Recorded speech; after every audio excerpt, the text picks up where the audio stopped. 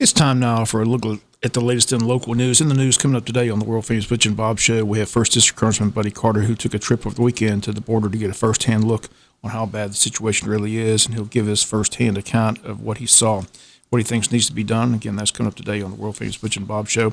This past Friday on the show, we had Georgia Governor Brian Kemp, who addressed MLB moving the All-Star game out of Atlanta based on lies coming from the White House and President Joe Biden. Well, Bob, he said that this was Jim Crow on steroids, and I told somebody yesterday this is a big lie on steroids. I mean, it is unreal how the other side is spinning this, but thankfully the truth is on our side, and the more that we continue to get the truth out, I think it shows how hypocritical the president is, Stacey Abrams is, Major League Baseball, Delta, and Coca-Cola as well. Governor, I was curious, did you get a call at all from the White House, from President Biden, or from the Major League Baseball Commissioner before they made this move? Did you get any warning at all or any call? Well, it's pretty obvious I didn't get a call from the White House. When they started talking about it, they had no idea what's in the bill. In fact, the Washington Post, of all places, gave President Biden 4 Pinocchios on the fact checks on the things that he said about the legislation. Wow.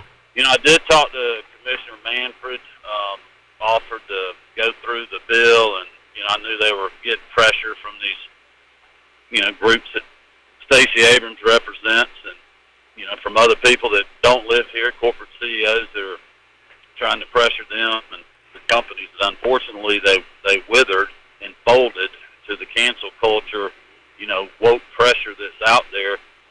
But I talked to the commissioner when he told me that he was moving the game.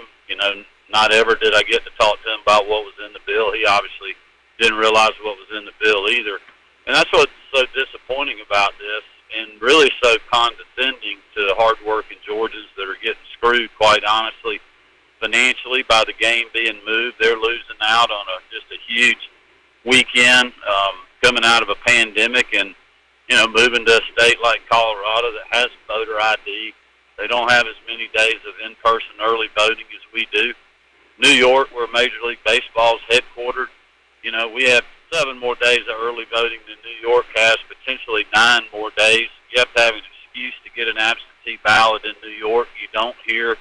And you can start comparing Georgia to many, many other states, Bob, including a lot of blue states like President Biden's own state of Delaware, and their laws are much more restrictive than Georgians, and they're just, flat out lying to people.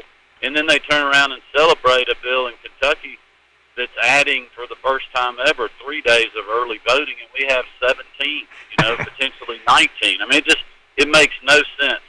But this is exactly why, Bob, we've got to continue to stand up and fight.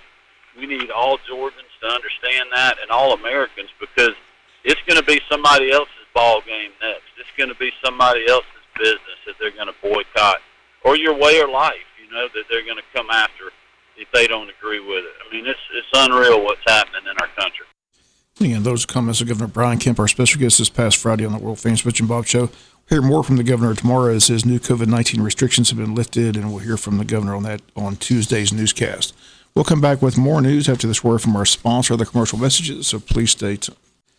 Wayne County Board of Education is set to meet on Tuesday. They've got a work session, a lot of items on the agenda, including the summer school programs and information. School resource development will be discussed. Also, facilities usage approval.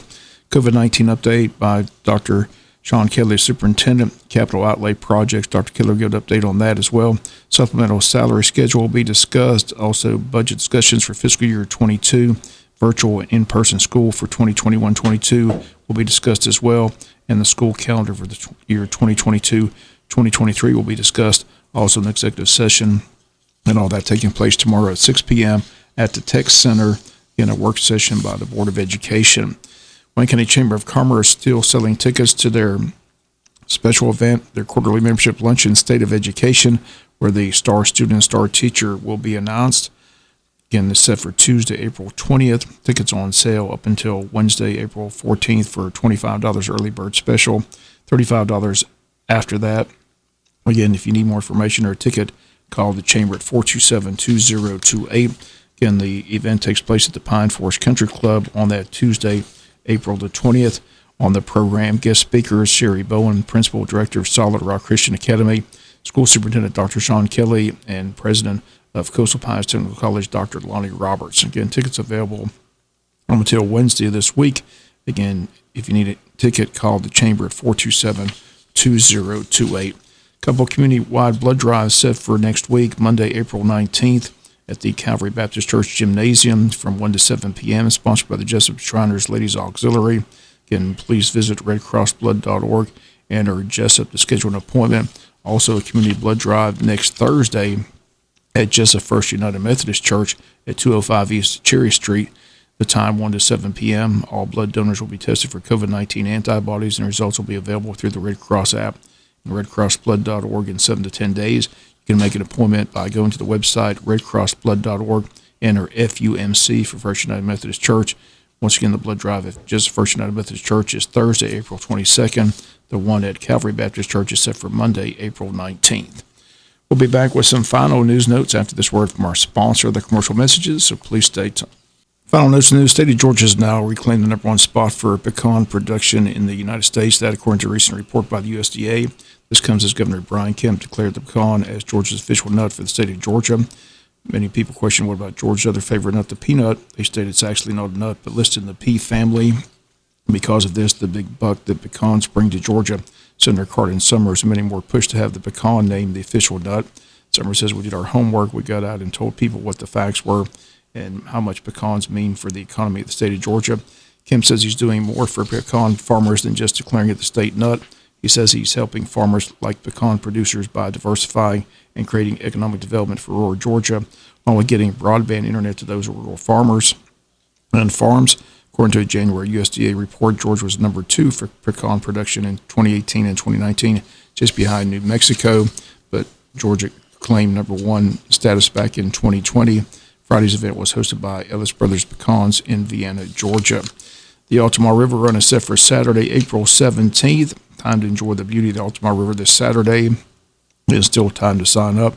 This year's paddle begins at 8:30 at the Upper County Landing, and paddlers have a choice of 2 takeout points. The 11-mile paddle will take out at Pig Farm Landing, and the 16-mile paddle will take out at JC Landing. Registration $10 per paddler prior to the event, $15 on the day of the event. Children 10 under paddle for free with a registered adult. Altamar River Expeditions has canoe and kayak rentals for $45 each. Contact them at 912-294-3604. Shuttles will be available from the takeout points, with the shuttle leaving JC Landing at 8 a.m. and Oglethorpe Landing at 8:15 a.m. And you can sign up on the website, waynesourism.com. Registration forms also available at the Jesup Train Depot. And they ask you to bring your hats, sunscreen, and snack lunch this Saturday. Enjoy a day on the Altamar River. Again, the Altamar River Run set for Saturday, April 17th, beginning at 8:30 a.m. That's going to do it for latest in local news. Sports coming your way in a few minutes. Bob Morgan said, have a great day.